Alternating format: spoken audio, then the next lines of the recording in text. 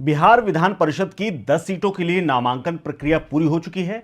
साथ ही सभी 10 उम्मीदवारों का निर्विरोध चुना जाना भी लगभग तय माना जा रहा है। इनमें बीजेपी और जदयू के 4-4 जबकि एलजेपी, आर और आरजेडी के एक उम्मीदवार शामिल हैं। इस चुनाव में जहां एक तरफ पूर्व सीएम नीतीश कुमार के बेटे और स्वास्थ्य मंत्री निशांत कुमार के लिए सदन का रास्ता साफ और पक्का हो चुका है, वहीं दूसरी तरफ केंद्रीय मंत्री उपेंद्र कुशवाहा के बेटे पर पेच फंसा हुआ है। कैबिनेट मंत्री दीपक प्रकाश के राजनीतिक भविष्य पर पहली बार इतना बड़ा संकट खड़ा हुआ है। अब सवाल यह है कि आखिरकार उनके पिता क्या करेंगे?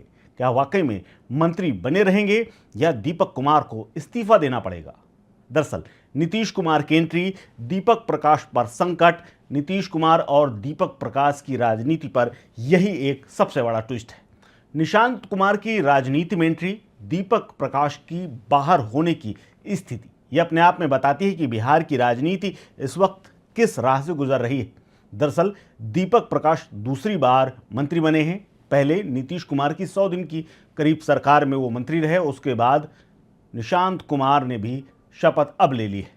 लेकिन दीपक प्रकाश और निशांत कुमार में दो बड़े अंतर हैं। दोनों ने ही 7 मई 2026 को सम्राट चौधरी के कैबिनेट में जो उनका विस्तार हुआ उसमें मंत्री पद की शपथ ली है। संवैधानिक नियमों के मुताबिक किसी भी गैर सदस्य को मंत्री बनने के 6 महीने के भीतर ही यानी 6 नवंबर 2026 तक विधानसभा या फिर विधान परिषद का सदस्य होना बेहद जरूरी है। निशांत कुमार तो अपनी एमएलसी बन करके सीट यानी कुर्सी बचा लेंगे, लेकिन एनडीए के कोटे से सीट न मिलने के कारण दीपक प्रकाश रेस से बाहर होते हुए नजर आ रहे हैं। दरअसल उपेंद्र कुशवाहा का दांव और बीजेपी से डील के बाद ये दूसरा मौका है जब दीपक प्रकाश बिना किसी सदन के सदस्य रहे कैबिनेट में शामिल हो गए, मंत्री पद का मजा लेते रहे। इससे पहले नवंबर 2025 में नीतीश कुमार की कैबिनेट में वो शामिल होकर के पंचायती राज मंत्री बने थे, लेकिन नीतीश कुमार के इस्तीफे के बाद सम्राट चौधरी के सीएम बनने के बाद सरकार नए सिरे से गठित हुई। उपेंद्र कुशवाहा ने अपनी पत्नी स्नेहलता कुशवाहा के विधायक होने के बावजूद बेटे को फिर से आगे बढ़ाया। कयास हैं कि बीजेपी ने उपेंद्र कुशवाहा को दोबारा राज्यसभा भेजने के एवज में अंदर खाने कोई डील की थी, जिसके तहत दीपक प्रकाश को विधान परिषद का टिकट नहीं दिया गया। इस मुद्दे पर कुशवाहा फिलहाल मीडिया के सवालों से बच रहे हैं, लेकिन एक जगह उन्होंने जरूर कहा है कि अगर उनका बेटा मंत्री नहीं बना रहेगा तो फिर कौन बना रहेगा। लेकिन सबसे बड़ा सवाल यह है कि 6 नवंबर के बाद क्या विकल्प बचते हैं दीपक प्रकाश और उनके पिता उपेंद्र कुशवाहा के पास।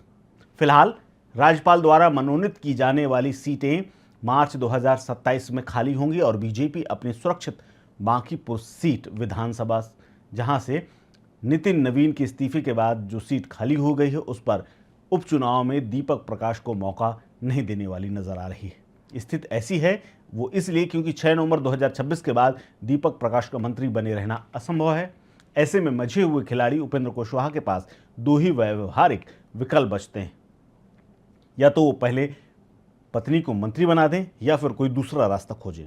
दीपक प्रकाश की जगह अपनी विधायक पत्नी स्नेहलता कुशवाहा को कैबिनेट में शामिल करवा सकते हैं या फिर सीट का त्याग करके उपचुनाव करा लें।